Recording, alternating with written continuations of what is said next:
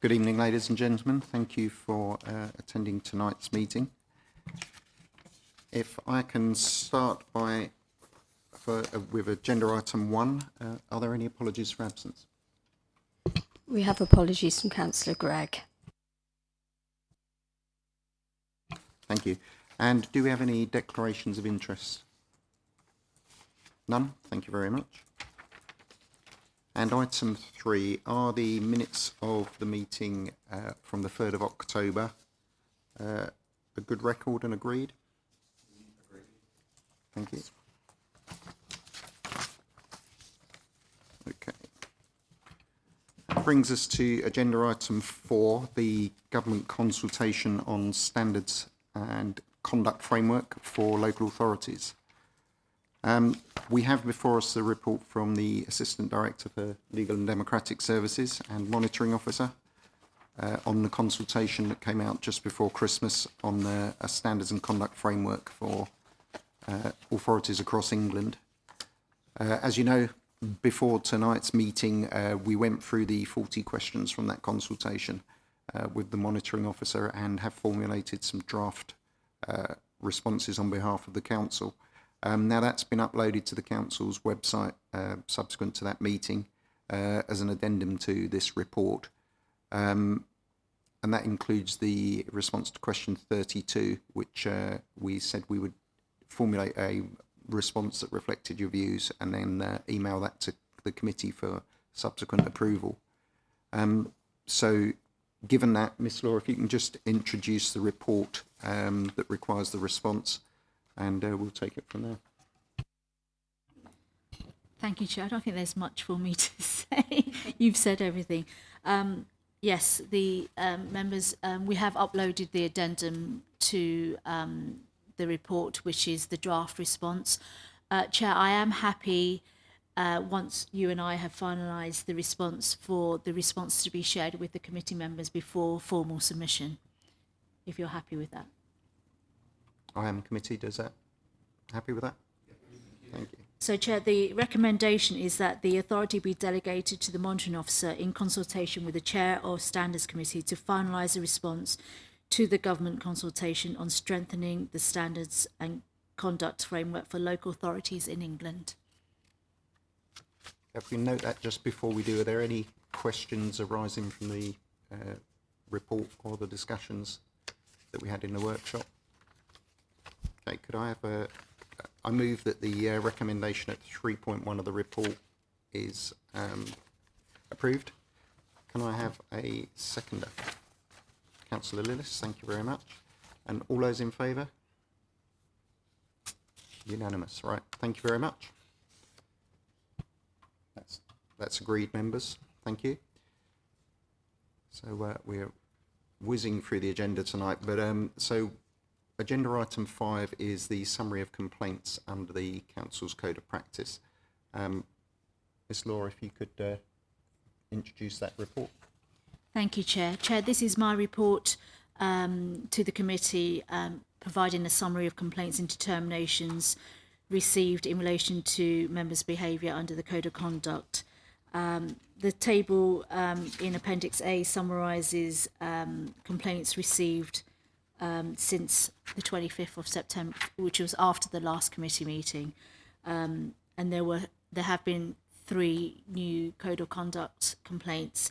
At the time of writing, a 4th one had been received in the office after publication of this report. So there are currently now 4 Code of Conduct, live Code of Conduct cases ongoing. Sorry, apologies. 4 cases, 3 ongoing, and 1 has been dealt with no further action. Members, do you have any questions to this report? Councillor Knott. Thank you, Chair. Is it possible to say whether or not these complaints are, without naming names, but from a same person, or are they from a number of different members of the public? They're from different members of the public. Councillor Lillis. Thank you, Chair. I think that probably addresses my question. members will know that I've expressed concerns before that members are sometimes treading a very fine line, or it feels that way, if there are individuals out there hell-bent on sending in complaint after complaint after complaint. And I know we've got a vexatious complaints policy. I don't know how robust that is and whether or not Angela can give her view on the matter, but it does concern me that, you know, if you keep putting in enough complaints over a period of time, then you might, in their eyes, strike it lucky. Thank you. Chair, we do have a robust arrangements in place, and there is a triage stage in place before a decision is made as to whether there is actual potential breach of the code.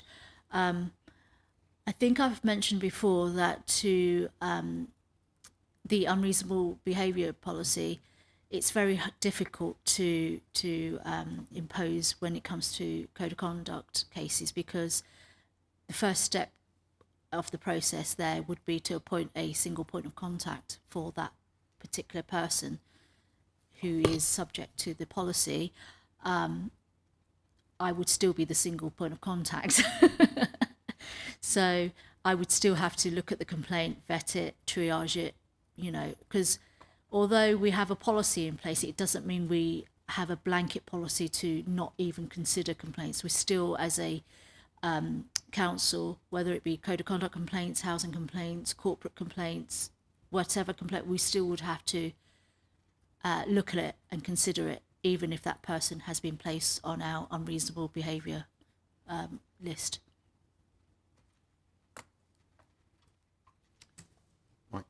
Thank you, Chairman. Yeah, I'm surprised actually there's so few really. That's not a reflection on the councillors. That's a reflection on what happens out there in Castle Point land. I'm just feel that there will always be complaints made. If you sit in a public place and you're doing public duty, you know the public are not always going to be keen on what you're doing, on what you're achieving. They will have their own agendas, and if there are complaints that are levelled at councillors, I think the policy that we have, the processes that we have, the triage in the first instance, seems to be capable of dealing with it, and it seems to have dealt with it reasonably well up to now. But I agree with Councillor Lewis that the difficulty is that as councillors in certain circumstances we have to do things which perhaps everybody out there isn't always at 100% people 100% support, and there will be political agendas that we've seen. But that's just life. We just have to get on with it.